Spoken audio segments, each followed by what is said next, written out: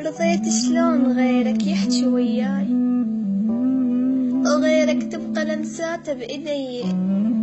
شلون انطاك قلبك يمر فد يوم، وشخص غيرك حبيبي يصير لي. صدق ترضاها ويا غيرك أسهر الليل، وغير عيونك تباوع علي. ترضى المستحيل بعيني من القال، شخص ثاني يشوفك كل مسير.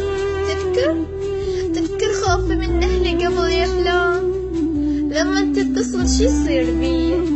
أصعد فوق رأسا واقفل الباب، إذا صعدوا نفس ما يبقى بي. حتى اخواني ما تسمع حبيب الصوت، أعوق فراشي واختل بالسوية. جلت كل الأريدة أحكي وياه، ونبقى اثنيننا نسولف سوية. وجنت أتمنى منك حلقة وسوار، وتجي البيت وبيلي الهدية. وبذكر لي يمضوني إلك وارتاح، وظل وياك أعيش مني. وهسه شخص غيرك جوا بالفوق، وجويات سيد حلها لي.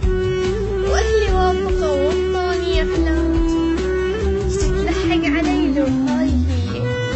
يجي تنصح نحكي انت لولا، لو منك أقول الماكو جاي.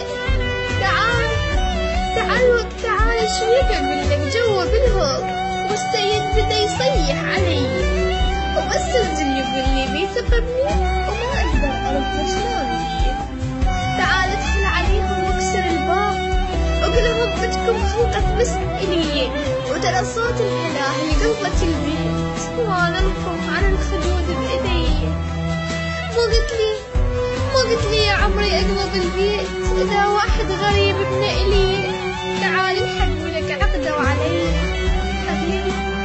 حبيبي شلون لو يدخل علي الباب، ويظل وياي يحكي بغير نية. سولف لك بعد لو كافي هناك، تدري ايش يريد بهالمسية؟ يريد منا نطي كل شي اللي إلك كان، شعري والشفايف والبقية. وإذا ما أرضى ياخذهن غصب يا فلان، يربطنا ويشق الثوب اللي علي. تعال ادخل عليهم واكسر الباب، وقلهم بدكم خلقة إلي، وقلهم بدكم